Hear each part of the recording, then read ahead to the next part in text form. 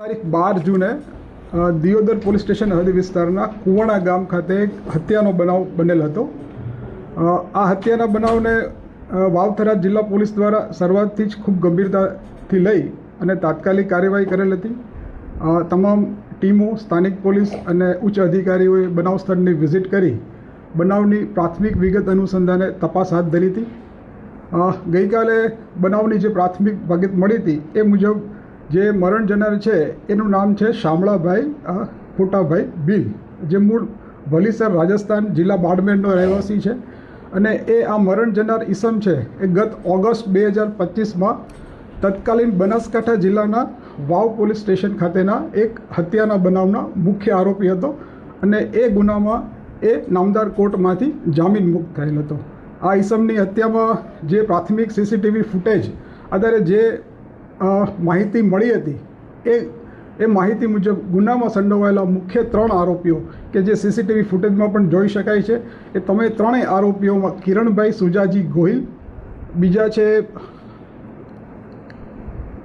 શિવાજી પબાજી ગોહિલ અને મહેશભાઈ રામસિંહભાઈ ગોહિલ। આ મુખ્ય 3 આરોપીઓ ઉપરાંત ગુનાને અંજામ આપવા માટે મદદરૂપ થનારા બીજા 2 અન્ય આરોપી મળી કુલ 5 આરોપીઓની ગુનાના કામે વપરાયેલા બંને વાહનો સાથે જિલ્લા પોલીસ દ્વારા રાઉન્ડ અપ કરવામાં આવેલા છે અને તપાસ કરનાર અધિકારી દ્વારા આ તમામ આરોપીઓની પૂછપરછ કરી અને પુરાવા આધારે અટક કરી આગળની કાયદેસર કાર્યવાહી કરવામાં આવનાર છે। સાહેબ, હત્યા પાછળનું કારણ શું હતું અને કેટલા આરોપીઓ કેટલા સમયથી રેકી કરી રહ્યા હતા? આ હાલમાં જે મરણ જનાર વ્યક્તિ છે એ આશરે લગભગ એપ્રિલ 2026થી જામીન મુક્ત થયેલા હતા, એટલે લગભગ 2-1 મહિનાથી આ લોકો પૂર્વ તૈયારી કરેલ હોવાનું પ્રાથમિક વિગતે જાણવા મળેલ છે અને હત્યાનું મુખ્ય કારણ કે જે આ મરણ જનાર વ્યક્તિ છે એ અગાઉ પોતે હત્યાના ગુનામાં સંડોવાયેલ હોય અને એ દાજ રાખી અને આ ગુનાને અંજામ આપેલ હોવાનું પ્રાથમિક દ્રષ્ટિએ જણાઈ આવેલ છે। હાલ જે આરોપીઓની અટકાયત કરાઈ છે એ ગુનાહિત ઇતિહાસ ધરાવે છે કે કેમ? હાલના જે 5 આરોપીઓ છે એ પૈકી માત્ર એક જે કિરણ સુજાજી ગોહિલ છે એના વિરુદ્ધ એક 324 આઈપીસી 324 મુજબનો વર્ષ 2022માં ગુનો નોંધાયેલ છે। અન્યથા પકડાયેલા કોઈપણ આરોપીઓનો ગુનાહિત ઇતિહાસ અત્યારની સ્થિતિએ નથી। ભેદ ઉકેલવા માટે કેટલી ટીમો બનાવવામાં આવી છે?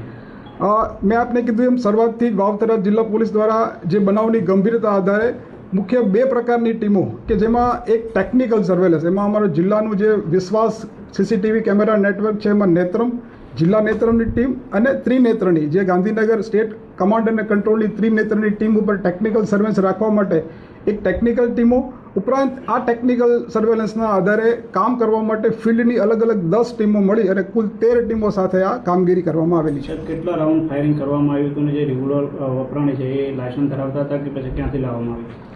જે સીસીટીવી ફૂટેજમાં જોઈ શકાય છે કે એક કન્ટ્રી મેડ પિસ્તલ જેવું વેપન વપરાયેલ હોવાની શક્યતા છે। FSL દ્વારા જે બનાવ સ્થળનું પંચનામું કરવામાં આવેલું છે એ પંચનામા દરમિયાન પણ જગ્યા પરથી આપણને 2 કાર્ટ્રીજ મળેલા છે, એટલે 2 ફાયરિંગ થયેલ હોવાનું પ્રાથમિક દ્રષ્ટિએ અનુમાન છે। વેપન જે રિકવર કરવામાં આવશે એના આધારે વિગત વધારે મળી શકશે। કાયદો અને વ્યવસ્થા સચવાય એને લઈને આપ શું કહો છો? વાવથરા જિલ્લામાં કાયદો વ્યવસ્થા જળવવા માટે પોલીસ વિભાગ દ્વારા તમામ પ્રયત્ન કરવામાં આવી રહ્યા છે। આ પ્રકારની ઘટના એ ખૂબ નિંદનીય છે અને પોલીસ દ્વારા આ ઘટના ભવિષ્યમાં પણ ન બને એના માટે ખૂબ કાયદેસર કાર્યવાહી કરવામાં આવનાર છે।